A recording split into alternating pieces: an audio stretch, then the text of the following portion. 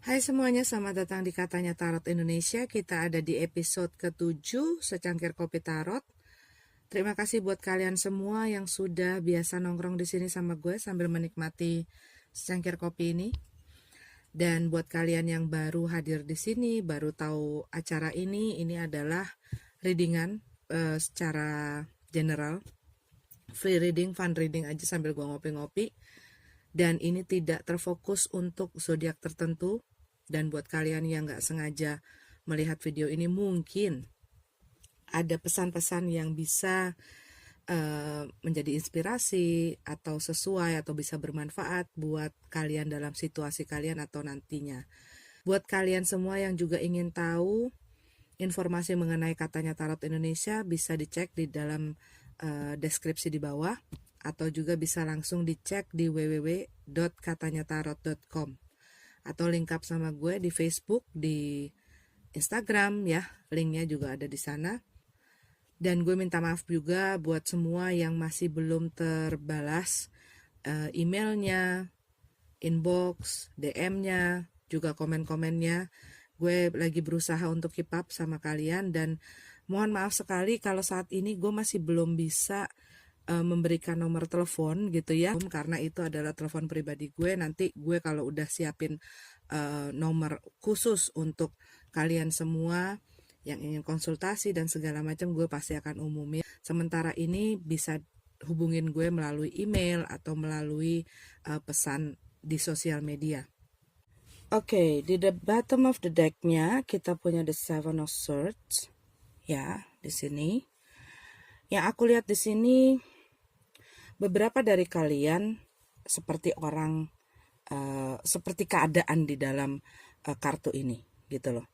Kalian antara mau keluar atau mau bertahan gitu loh di dalam satu kondisi. Cuman kalian sudah melihat gitu loh, melihat keluar jendela.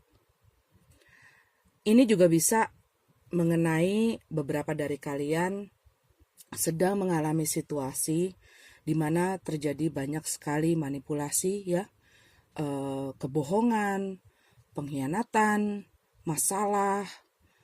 Buat beberapa dari kalian, kalian berhubungan dengan orang yang juga menggunakan asas manfaat gitu ya, di dalam satu hubungan. Bisa hubungan luas, hubungan keluarga bisa, hubungan percintaan bisa, rumah tangga, pertemanan, dalam pekerjaan juga bisa. Jadi banyak hal. Tetapi ini juga bisa pikiran-pikiran kalian. Ini juga bisa ketakutan-ketakutan kalian. Dan juga banyak hal gitu ya yang membuat kalian stuck hanya melihat keluar jendela tapi belum berani untuk melakukan sesuatu gitu loh. Lagi mengumpulkan strategi bisa juga gitu ya.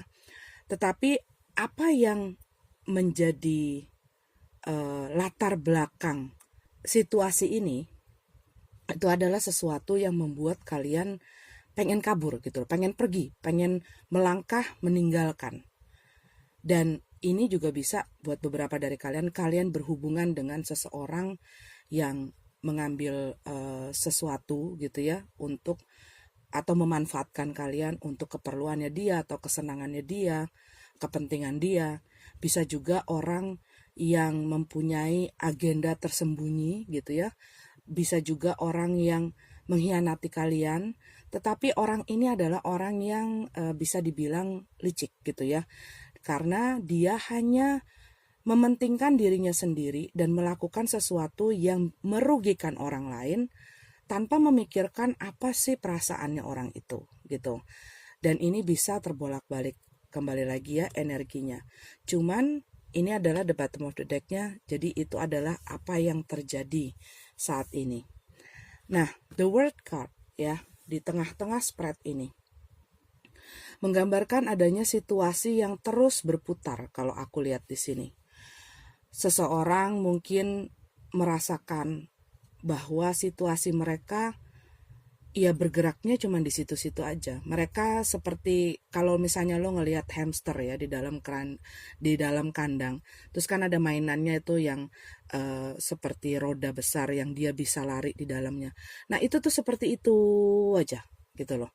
Nggak keluar, nggak bisa keluar, eh, dan semua hal yang kalian lakukan itu seperti membuat kalian ya bergeraknya di situ aja, berputarnya di situ aja tanpa ada perubahan, nggak pergi kemana-mana, nggak membawakan perubahan yang kalian inginkan juga bisa, atau membuat satu yang memperlihatkan perkembangan. Ini bisa juga buat kalian yang merasakan hal ini di dalam pekerjaan kalian atau di dalam karir atau usaha gitu ya. Kalian melihat bahwa bisnis kalian atau pekerjaan kalian, keuangan kalian di situ-situ aja. Setiap gue kasih usaha apa aja, gue nggak pernah bisa keluar dari kesulitan ini gitu ya. Jadi ini adalah roda kesulitan yang terus menerus. Tetapi buat beberapa kalian, aku lihat di sini, kalian ingin menyudahi satu putaran, satu circle, satu siklus, satu season. Jadi misalnya kalian sudah berada di sini dan aduh kayaknya gue udah cukup. Gue harus pergi ke tempat lain, atau gue harus pindah ke tempat lain, atau gue harus bersama dengan orang lain, atau gue harus menyudahi hubungan ini, situasi ini, dan gue harus mencari jalan yang lain untuk merubah hidup gue, untuk merubah situasi gue. Itu juga bisa ya. Tetapi yang aku lihat di sini banyak sekali hal-hal yang membuat kalian tidak bisa melangkah. Banyak sekali hal-hal yang menahan kalian sehingga kalian gak bisa kemana-mana karena banyak itu tadi ketakutan-ketakutan. Dan kita lihat di sini banyak konflik ya. Bisa jadi konflik ini terjadi sebelum-sebelumnya. Konflik terhadap diri kalian dan orang lain bisa. Ini juga bisa konflik kalian dengan diri sendiri. Di saat kalian mau mengambil satu tindakan atau satu keputusan, terkadang gak ada yang bilang jangan. Tetapi kata-kata jangan yang paling kencang itu hadirnya justru dari diri kalian sendiri. Meskipun situasi dan kondisi yang kalian alami itu sudah sangat merugikan atau sudah sangat tidak sehat. Tetapi dikarenakan banyak hal. Bisa jadi karena kalian sudah terlalu lama di tempat itu atau di dalam situasi ini. Sehingga semuanya jadi familiar. Sehingga kalian mempunyai satu ketakutan, aduh gimana kalau misalnya nanti aku keluar dari situasi ini dan pindah ke situasi yang baru, bagaimana aku harus mengulang lagi? Males gitu kan, untuk beradaptasi lagi, ribet. Pokoknya banyak sekali hal-hal yang masuk ke dalam pikiran kalian yang membuat kalian jadi maju mundur gitu ya. Bisa jadi karena perasaan kalian gitu ya. Ini bisa juga di dalam satu hubungan. Kalian berhadapan dengan orang yang situasi hubungan percintaannya mungkin sudah hambar, atau orang ini sudah kerap kali menyakiti kalian. Dan kalian melihat bahwa orang ini tuh seperti tidak memberikan satu titik terang gitu ya terhadap masa depan yang kalian inginkan juga bisa. Dan mungkin ada beberapa pikiran kalian, gimana ya, pacaran aja dia udah beginiin gue terus menerus, gimana gue nanti misalnya menikah dengan dia gitu loh, apa yang akan terjadi sama gue gitu kan ya. Karena gue pernah ya ketemu dengan seorang klien. Dia itu di saat masih berpacaran, pacarnya itu ya seringkali berselingkuh gitu. Bukan cuma dengan satu orang saja, udah ketahuan udah banyak banget gitu. Udah gitu sering bohong. Udah gitu sering menyuruh pasangannya, si klien gue ini, untuk melakukan hal-hal yang semestinya dia lakukan gitu loh. Kayak misalnya dia ada tugas apa, tugas ini, tugas itu gitu ya. Atau dia punya satu tanggung jawab, misalnya harus beli ini, harus beli itu untuk kos-kosannya atau untuk orang tuanya. Itu dia minta sama si klien gue ini gitu loh. Dan pokoknya dia tuh ngerasa kayak gue tuh cuman diperbudak gitu loh di dalam hubungan ini. Dan udah gitu dia tuh mau gue gitu loh orangnya. Kalau mau hubungin, dia hubungin. Kalau dia mau telepon, dia telepon.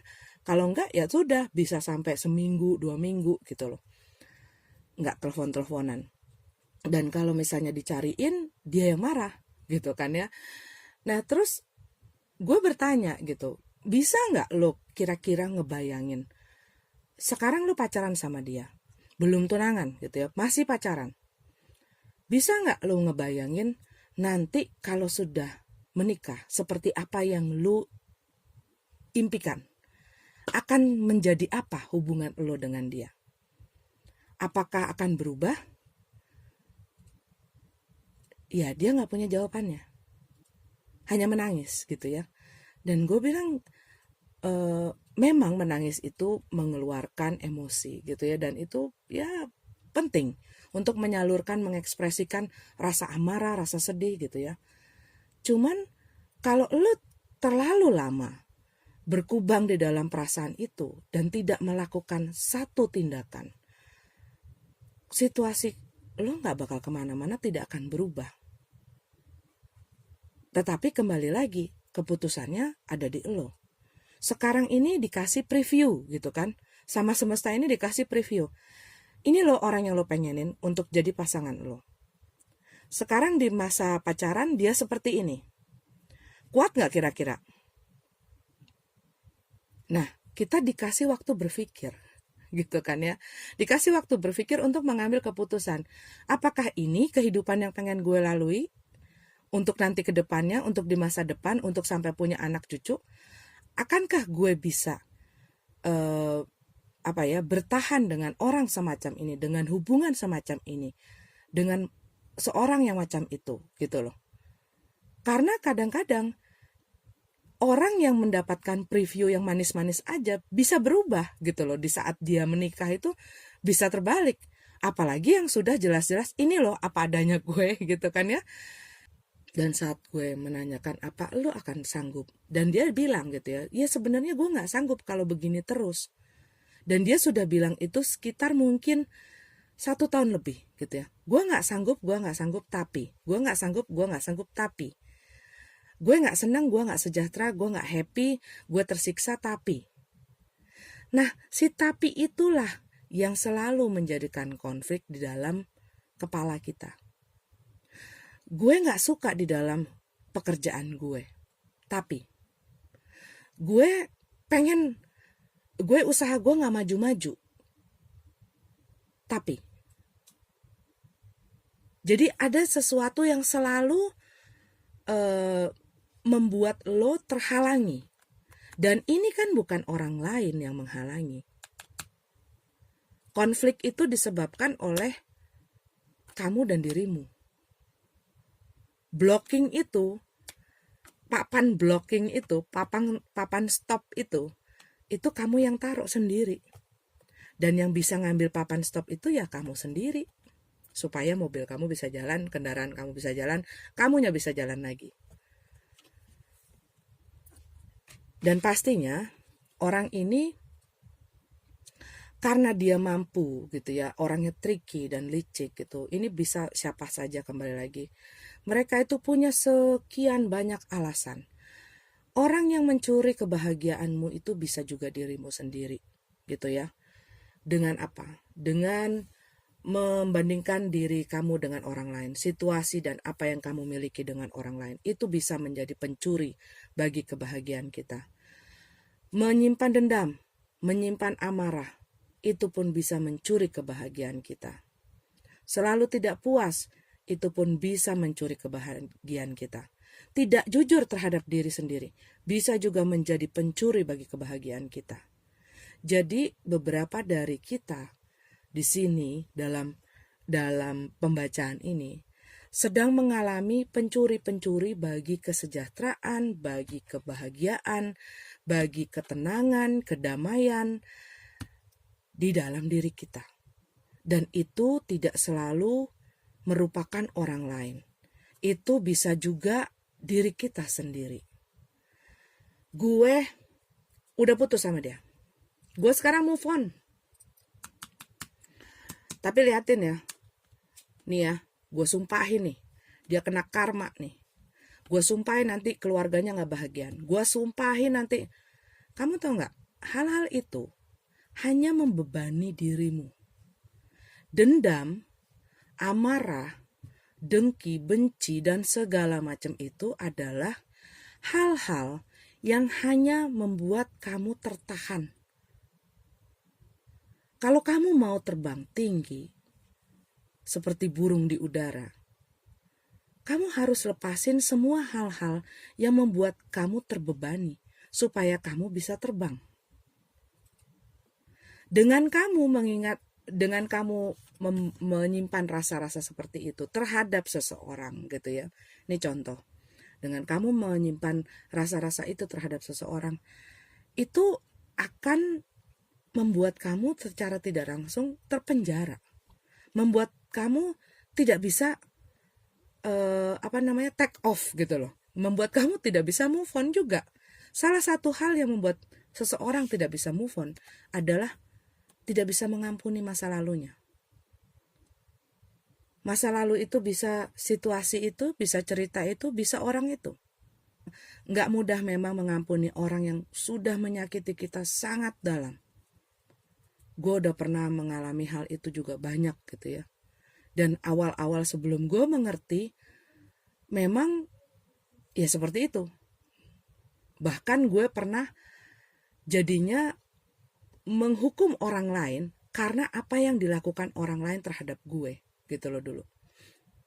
Dan hal itu hanya membuat gue mentok, gak kemana-mana, dan tidak berada di dalam satu hubungan yang sehat.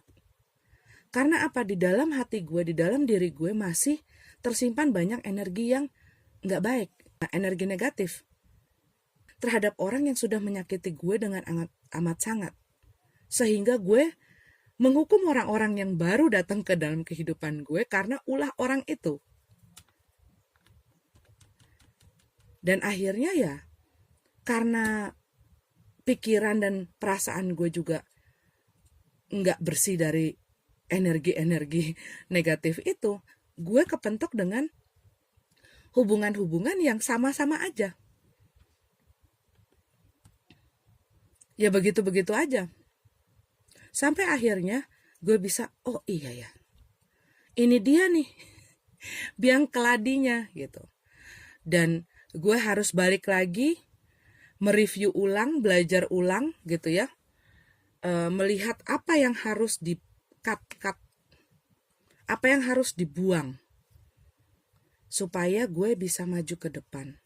Dengan ringan, dengan lebih baik, dengan lebih happy, dengan tanpa beban. Karena dengan amarah yang gue simpan secara tidak langsung di dalam alam bawah sadar gue terikat dengan orang itu. Dia selalu ada di dalam kepala gue tanpa gue sadari gitu ya. Dan itu mempengaruhi gue dalam mencintai seseorang, dalam melakukan sesuatu, dalam menjalani hidup gue, pun di dalam gue terhadap diri gue sendiri. Seperti gue diatur secara tidak langsung oleh masa lalu gue. Emosi gue dikendalikan sama masa lalu gue.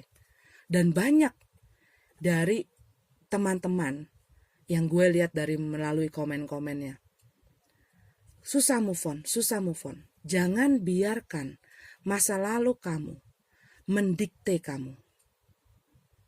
Sehingga menjadikan kamu tidak bisa move on, menjadikan kamu tidak bisa percaya sama orang lain, menjadikan kamu jadi getir, pahit gitu ya, dingin sama orang lain. Melihat satu hubungan itu selalu seperti yang di masa lalu, itu kamu sudah terdikte oleh masa lalu. Dan di saat kamu mempunyai satu ketakutan untuk berdiri dengan pendirianmu, membela diri kamu, menentukan keputusan kamu dan menentukan tindakan kamu, orang ini mendikte kamu. Jangan dong. Jangan dong. Jangan tinggalin gue dong. Kan masih banyak uang yang gue perluin daripada lo. Kan gue masih pengen nyakitin lo. Kan gue masih pengen selingkuhin lo. Kan gue masih pengen bikin lo nangis. Jangan dong, di situ aja. Kira-kira enak gak dengerin yang barusan? Enggak ya? Atau misalnya ada temen yang memanfaatkan gitu. Jangan dong, jangan pergi dong. Kan gue masih butuh mobil lo. Gue kan masih butuh lo buat traktir gue. Buat nganter-nganter gue. Buat gue suruh-suruh. Atau misalnya lo punya teman kerja yang juga begini. Cuman karena lo gak enak sama orang itu. Atau lo gak bisa menyelesaikan atau memutuskan hubungan karena dia teman baik lo yang bekerja dengan lo. Juga hal-hal itu juga dikatakan oleh orang ini yang sebelah sini.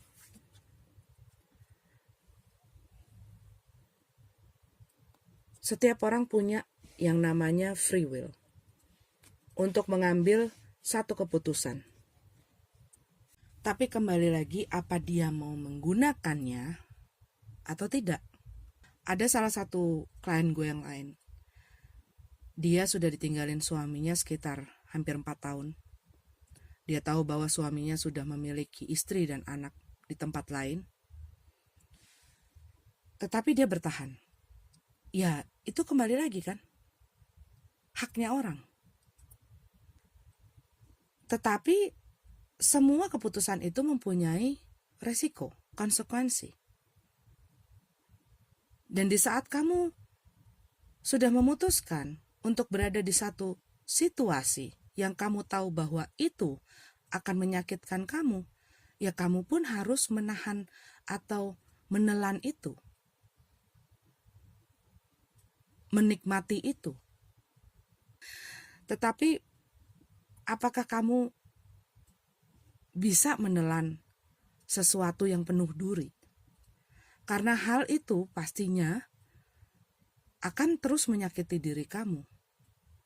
Dan akan membuat hidup kamu nggak happy gitu ya. Kalau dijadikan option kedua, orang ditinggalin kok. Ditinggalin gitu aja. Nggak diapa-apain. Tidak dinafkahi, nggak ditengok, nggak dipeduliin, ditinggal begitu saja.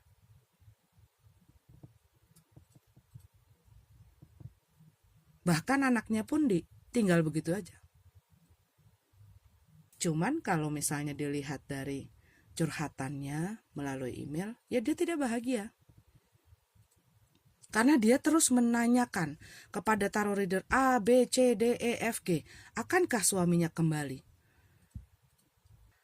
Dan waktu saat itu gue harus bilang tidak, karena bukannya gue tidak mau membukakan kartu buat dia, tidak. Dari situasinya saja sudah clear gitu loh. Dan dari semua tarot reader itu pun sudah clear apa yang dilihat. Dan dia maksa gue, enggak, gue pengen lihat. Oke, satu kartu ya, dibuka, death. Dan gue bilang, meskipun kartu ini keluar dan lo tahu artinya, gue nggak usah ngomong gitu ya. Kartu kematian yang ada gitu ya, maksudnya hubungan ini sudah mati gitu. Udah nggak ada nyawanya, udah nggak ada feelingnya, udah nggak ada. Lo tahu nggak satu keadaan yang sudah mati, sudah tidak adanya, nggak ada kehidupan di situ. Cuman lo bertahan di situ. Lama-lama ini akan mempengaruhi kamu. Kalau kamu bertahan di dalam satu situasi yang tidak sehat, energi itu sangat menular. Kamu berada dalam situasi yang tidak sehat dengan banyak sekali negatif, kamu akan menjadi negatif.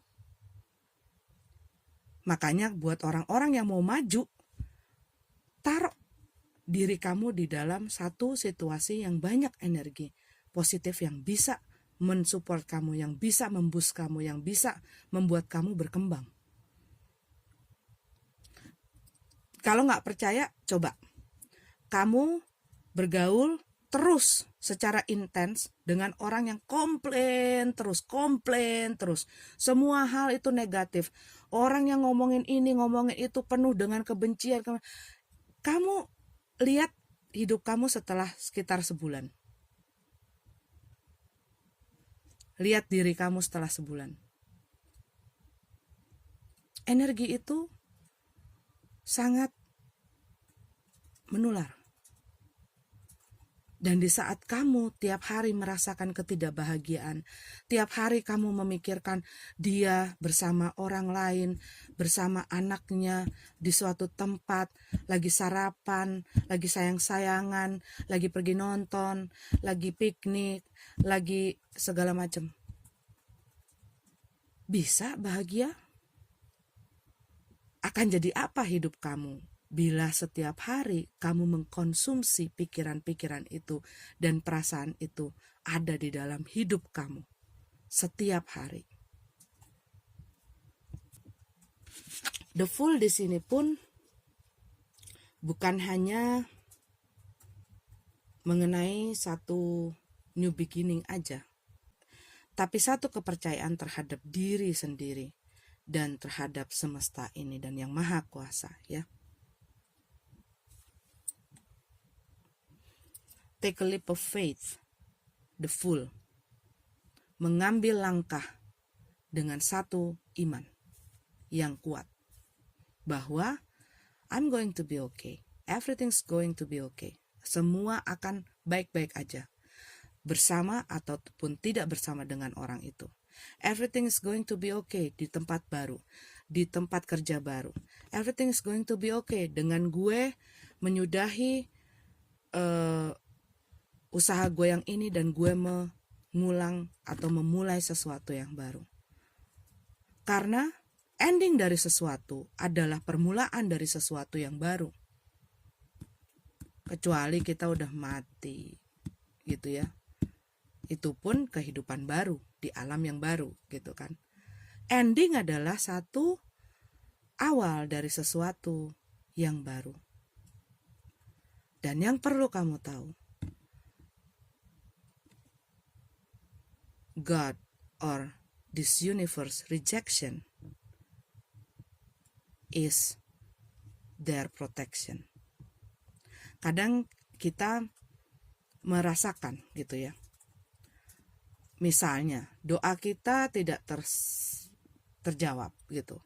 Atau gue udah pengen bener-bener sama orang ini dan gue pengen hubungan ini berbuah menjadi satu hubungan yang serius dan menjadi hubungan yang mempunyai masa depan dan segala macam ya.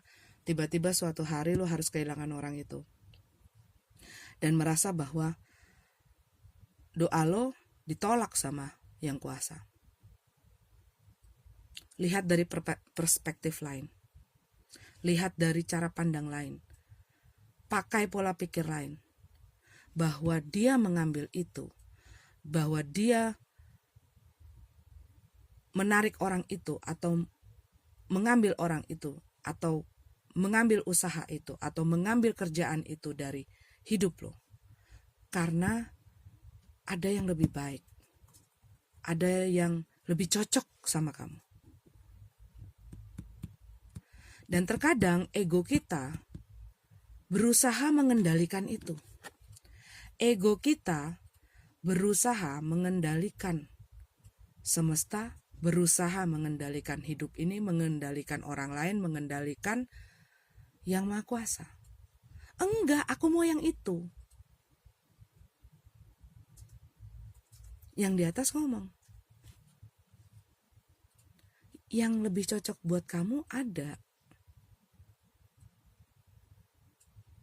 Tapi kita seringkali tidak percayaan. Nggak percayaan banget anaknya. Nggak percayaan banget anaknya. Dibilangin ada yang lebih baik daripada itu, daripada lo diselingkuhin terus, daripada lo disakitin terus, daripada lo nggak diteleponin, terus lo jadinya mikir yang macem-macem gitu kan, daripada lo nangis terus dalam kamar lo gitu kan. Ada yang lebih baik daripada itu, meskipun mungkin agak berbeda dengan taste lo. Tapi ya ada yang lebih cocok.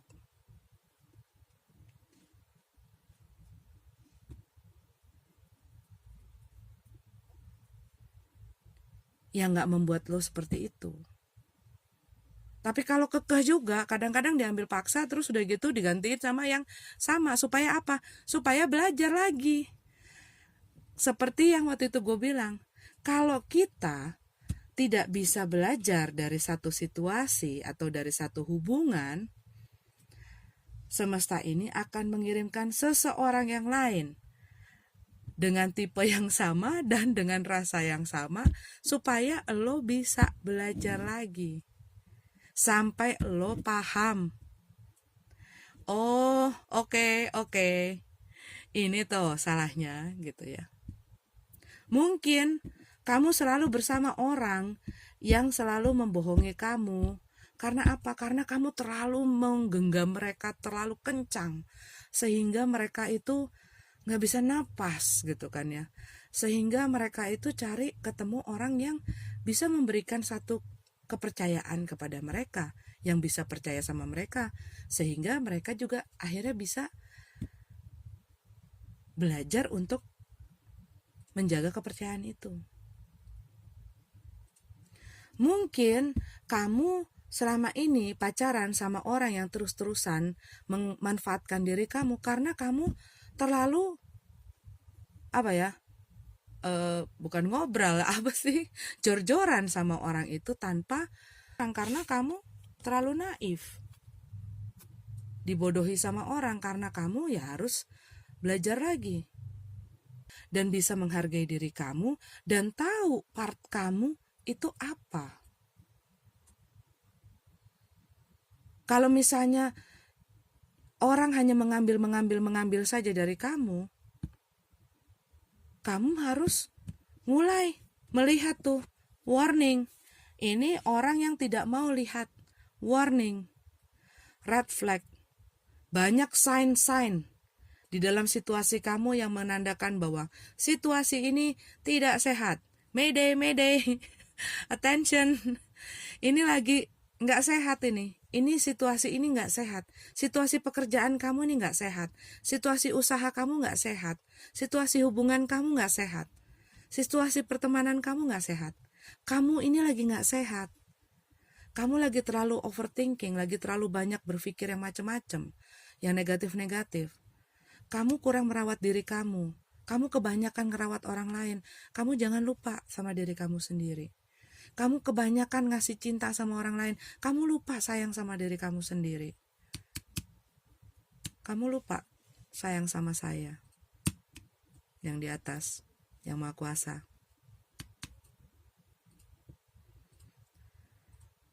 Karena dia begitu pengennya mempertahankan situasi ini, dia tutup aja matanya supaya nggak ngelihat. Kayak burung apa tuh yang cuman masukin kepala, kalau lagi ada bahaya dia masukin kepala ke dalam tanah dan berharap bahwa hal itu nggak akan mencelakakan dirinya, padahal cuman kepalanya aja yang masuk ke dalam tanah gitu, nggak lihat, tapi badannya di luar gitu kan.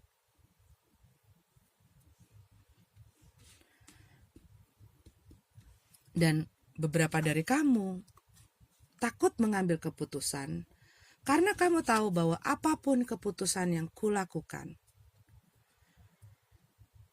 akan membuat saya tidak happy. Saya tetap di dalam hubungan ini, saya tetap dalam kerjaan ini, saya tetap meneruskan usaha ini.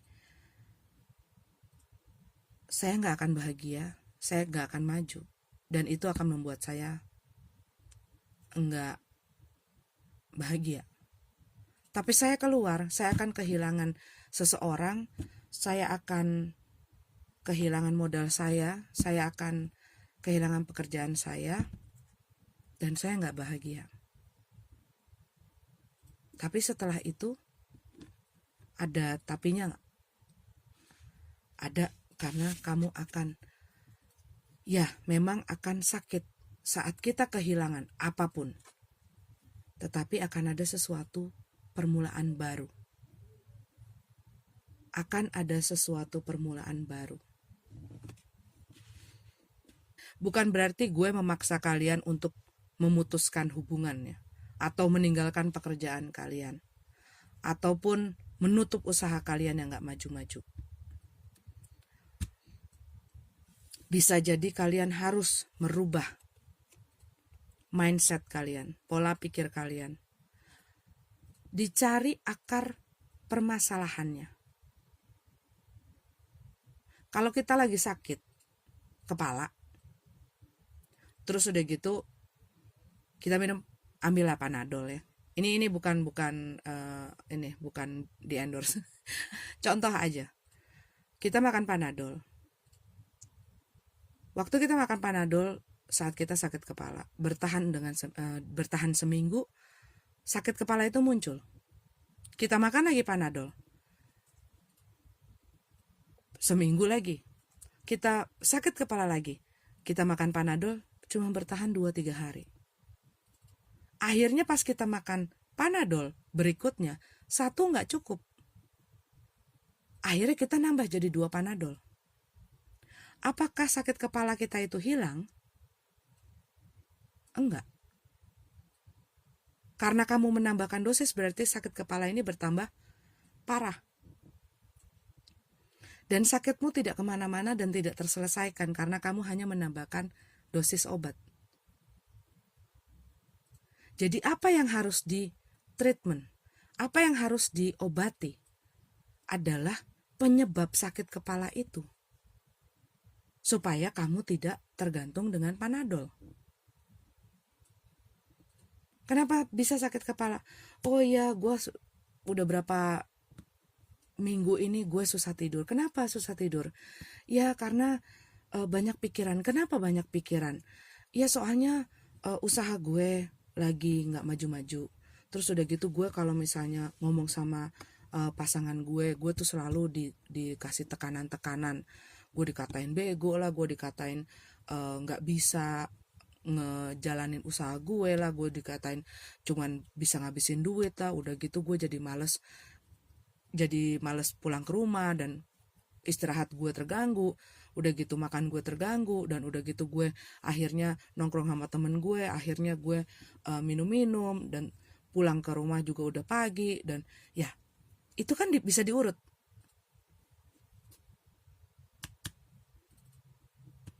Bisa diurut penyebabnya. Jadi yang ditreatment, yang diobati adalah akarnya dari sakit ini, bukan dosis obatnya yang ditambahin. Dan kalau misalnya kalian lagi ada di dalam satu situasi yang sangat membebani kalian, yang terus mengakibatkan konflik di dalam diri kalian dan di dalam pekerjaan kalian gitu ya. Begitupun pekerjaan. Cari potensi apa yang bisa lo kembangkan untuk menjadi bekal lo. Pupuk itu, kembangkan itu. Misalnya usaha gak maju-maju, lihat ada apa. Apa yang kurang, apa yang harus diganti. Banyak hal yang bisa dilakukan. Cuman itu dia, harus dibuka matanya. Dan mempunyai satu pendirian dan keberanian.